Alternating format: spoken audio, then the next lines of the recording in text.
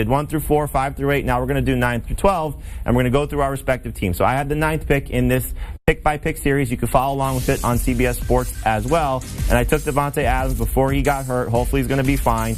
You see what I did here, running back in round 2. Hard to pass on Lamar Jackson in round 3. And then a mix of running backs and wide receivers all the way through to the end of round 12, where I took Mike Gesicki as my tight end. So what we've done along with this as well is giving you our favorite pick that we might regret, and player who can make or break our team. For me, the favorite pick is Marquise Brown. Getting him in round 6 I thought was pretty good value.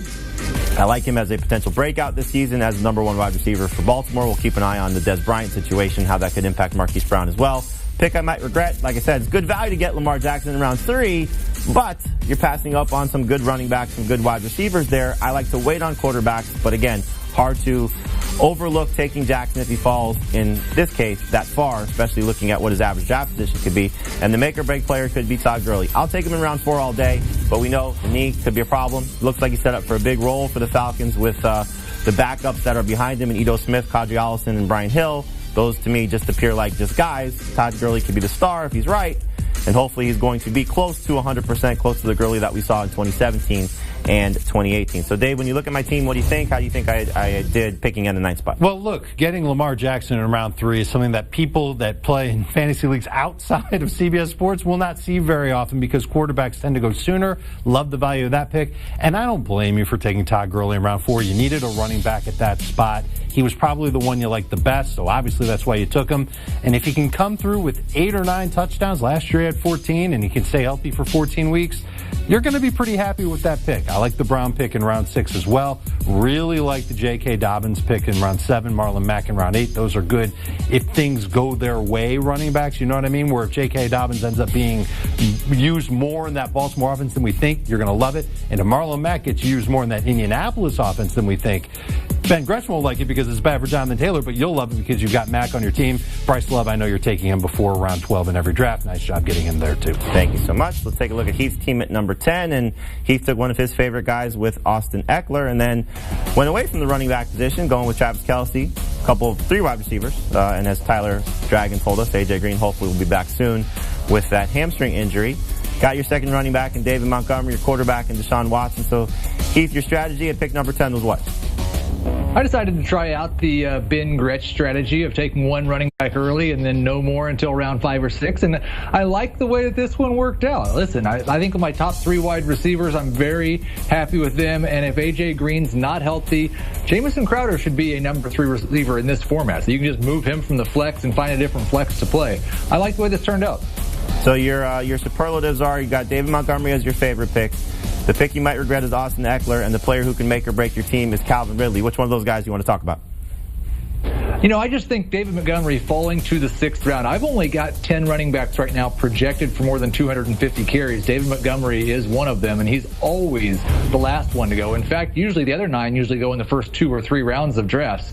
So I like the fact that you can find Montgomery in round 5 or round 6. He's got that guaranteed volume. He's going to be a number 2 running back, and I think there's sneaky upside. If the Bears defense is good again and they're able to run as much as they want, take the ball out of whoever they play at quarterback's hands, Montgomery has sneaky top 12 upside. All right, Ben, he took your approach. One running back, a bunch of wide receivers and tight end options, and then taking his second running back in round 6. How'd he do? Yeah, I mean, obviously I like it. I will say that I think this kind of underscores that wide receiver isn't the deepest position in leagues this year. He went pretty wide receiver heavy, and in a 3-receiver league with a flex, if Green isn't able to play, he noted Crowder could be his 3rd receiver, but then he's probably looking at Madison as a flex. I think he could have almost had another receiver early, and some of that's because he went early tight end and relatively early quarterback, and he has great players at both those spots. But it is a good example of how you can go this way and still not necessarily think you're deep enough at receiver. And we'll see in a second that I went even farther this way with the early receivers. Yeah, we're getting too nice about each other's teams. We got to pick apart some of our rosters here. Maybe that'll happen with these final 2 selections at 11 and 12. So Dave, good. Dave, you had the 11 spot. You start with Joe Mixon. You get Julio Jones and Tyler Lockett, and then you start stacking running backs as well, Le'Veon Bell and Mark Ingram. Tyler Boyd, again, a guy that Tyler Dragon told us has a chance for a big season. You got a couple of guys that you really like in Tyler Higbee and Jalen Reagor. So your strategy for number 11 was what? I knew that I had to, first of all, I went into it with the top 15 list. And I knew I'd get 2 of those top 15 players. So taking Mixon first, taking what was left from Drake, Tyreek Hill, Julio Jones, that was the easy thing to do in round 2. Round 3 was a little bit of a difficult choice because there wasn't a running back I really liked, and I do like Tyler Lockett.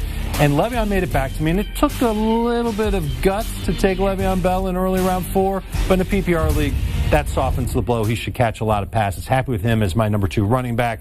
Got Mark Ingram because I figured running backs would go away soon after that, and they kind of did. I got Boyd and Higbee. Those are 2 guys. I got a lot of Tylers on my team. It's pretty incredible. And I got Damian Harris late. Really like the running back depth that I built. And I got quarterbacks really late. Drew Brees, Matthew Stafford. I waited forever to get quarterbacks. I got 2 of my top 12s. You can pick about this team all you want if you think you can, because I think it's a really good contending squad. All right, before we get to that, Heath, I'm going to give you the opportunity to grade Dave's team. Your superlatives, your favorite pick was Drew Brees, and then you don't really love Le'Veon Bell, as you kind of indicated. The pick you might regret is Le'Veon Bell, and the player who can make or break your team is Le'Veon Bell. So why were you hesitant to take Bell in round 4, which seems to be good value in PPR? It is good value. It's because I'm nervous about how he's going to perform. It's a Jets offense that stinks. Adam Gase has not been kind to running backs, although he's saying all the right things about Le'Veon Bell being in shape and he can run forever and doesn't lose energy. And hopefully Le'Veon Bell just stays healthy and he can pile stats like he did last year and scores a few more touchdowns than he did last year. And I'll be really happy with getting him in round 4 if that's the case. So Heath likes Le'Veon Bell a lot, so we'll see if he likes your team a lot. What do you think, Heath? Yeah, I was really hoping I'd get to say something negative about Dave's team, just to kind of fill the air here. But I don't have a lot negative to say, other than the mistake that Dave made, which I think fantasy football managers can learn from.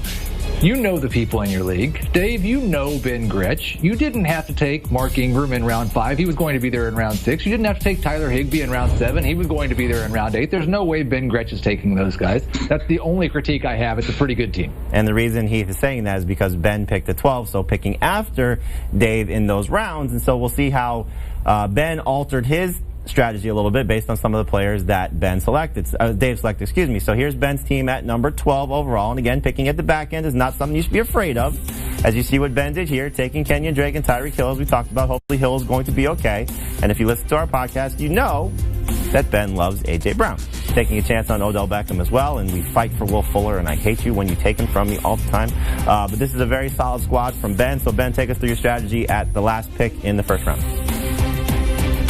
Yeah, I mean, this is a team that's loaded with upside receivers, right? Between Hill and Brown and Beckham and Fuller. These guys probably have lower floors than I want to admit, but I think when you stack a lot of players like this, your overall team ceiling is pretty high, and then hopefully as long as variance isn't against you every week where they're all busting on the same week, you shouldn't have too much of a floor across your whole roster, even though a lot of these guys could have lower weeks. Particularly Brown, that's a big concern if Tennessee has some of their very run-heavy games. So I like the way this gives me a balance across my receiver positions of a lot of different ceiling options that should hopefully balance my scoring each week. And they're calling the injury for Tyreek Hill, we're getting an update now from multiple sources in Kansas City, a right hamstring injury. So hopefully it's, again, something that's not going to cause him a lengthy absence. But here are your superlatives. Your favorite pick, Boston Scott. The pick you might regret is Cam Akers.